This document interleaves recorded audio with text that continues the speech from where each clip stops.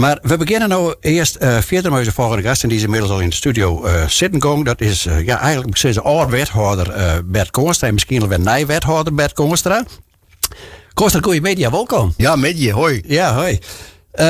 Aaron de Tonge, afschiet noem van wat is Friesland als wethouder. Hoe weer dat? Ja, nou ja, dat is wel even bijzonder natuurlijk. Hè? Want ik ga natuurlijk vanaf 2014 nou ben ik politiek actief geweest. Eerst als raadslid in Kalmeloon en daarna als fractievoorzitter van Noord-Eerst-Friesland.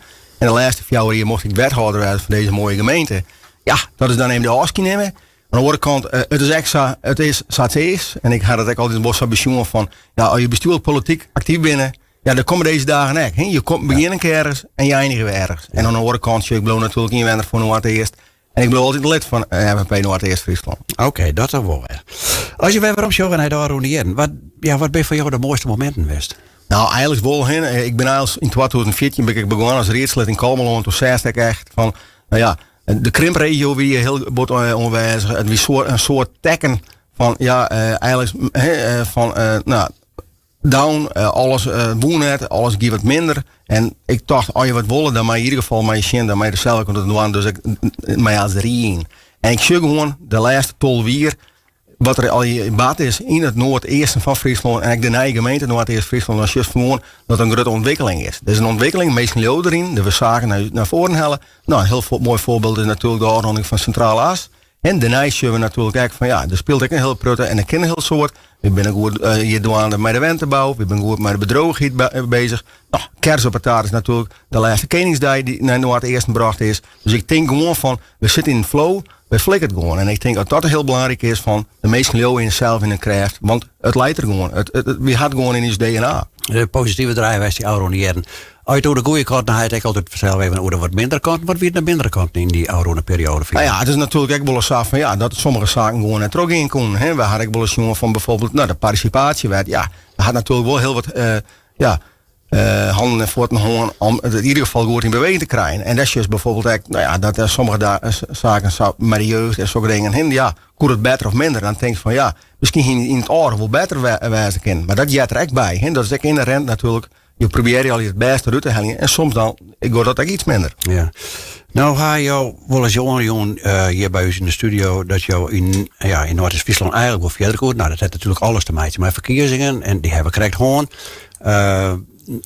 De FNP is daar net in meigang.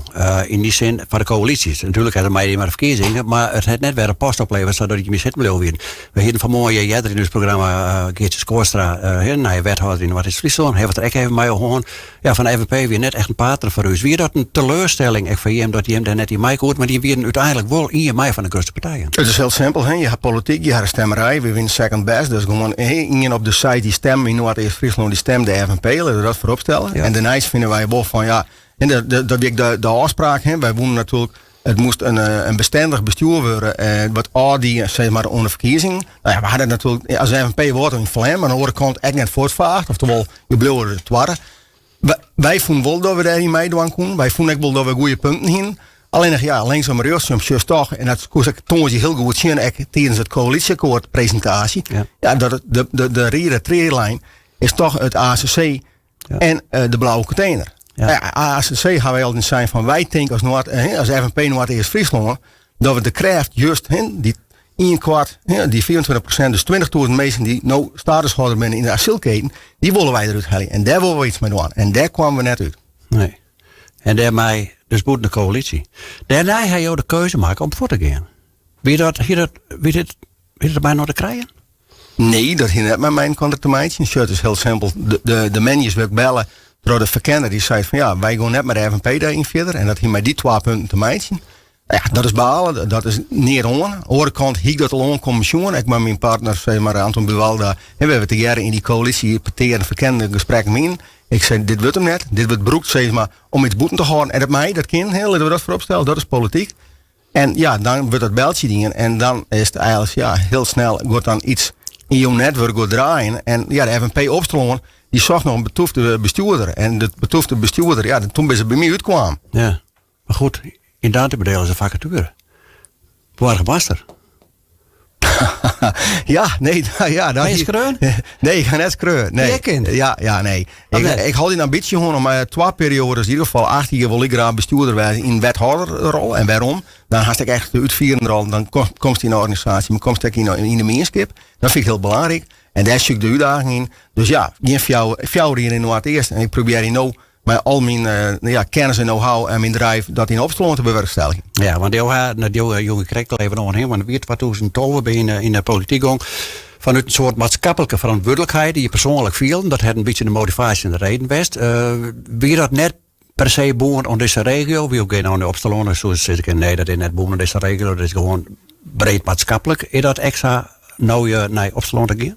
Nou ja, ik ben wel man, ik ben wat eerst, ik ben Fries. En laten we dat voorop stellen, ik stief voor die regio en dat is Friesland. En daar ga ik altijd als bestuurder om je bijs verdienen. Dan ga ik een goed netwerk opbouwen, laat ik verstellen in Den Haag en Brussel, maar ik gewoon in zo'n jou, dus ik in het noorden van Nederland. Kramer refereerde daar in de toonje. Ja, dat neem ik nog bij mij die kennis en know-how. En ik bedoel, ja, ik ben een Fries en ik bedoel, ik krijg die wat maar wijzen dan ik in opstelling. Ik bedoel, het gaat erom van, en dat we die regio, dat we de provincie, dat we die goed sterk meidje kennen. Nou ja, als ik daar mijn onderdeel en bijdrage lever in mij in opstelling, dan doe ik dat graag. Nou is opstelling, ja, het is wel een Fries geworden, maar het ben net de woorden waar we je zeggen, dat woord. Dat is een orenwoorden, of net? Viel je dat ik zei? Nou nee, ik ben er al even terug heen geweest. Dat vind ik absoluut net. Men kan er echt heel direct wijzen. Maar het is ook wel weer heel mooi, want het is ook een heel verskaard. Je hebt aan de ene kant het veengebied, aan de andere kant het zoongebied, maar het het bosgebied. En dat is juist eigenlijk wel per dorp, met 16 dorp. Maar toch, nou ja, dat is juist in een heel soort gemeenten toch weer heel verschillend.